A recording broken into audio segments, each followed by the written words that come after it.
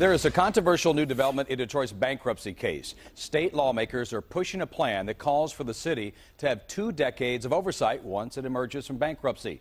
And the people on that oversight committee would then trump the mayor and city council members when it comes to financial decisions. Jim Kirchner is live from Lansing. He is the only Report TV reporter there from Detroit with these breaking developments. You will likely hear many Detroiters use the word disenfranchised. They certainly did more than a year ago with the state takeover and the emergency manager.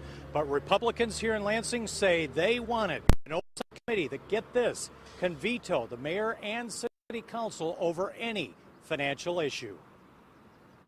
The committee has the opportunity to review that and reject that budget. And it would go back to the council and the mayor for reconsideration. That's a lot of control.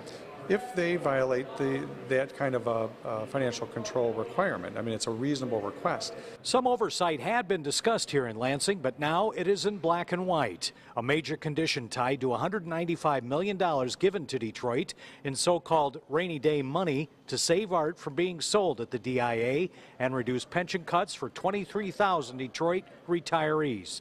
This is so new, Democrats, including those from Detroit, were getting briefed in their closed-door caucus and declined to comment.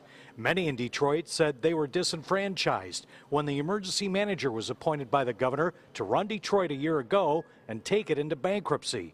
Republicans say this would be similar to a committee that had oversight in New York City during a financial crisis in the 1970s. But because there's state money involved, because we're trying to bring a termination to this bankruptcy in as positive a method as possible, I and others believe it's appropriate that we have state oversight until we're sure that it's on a solid footing for financial success.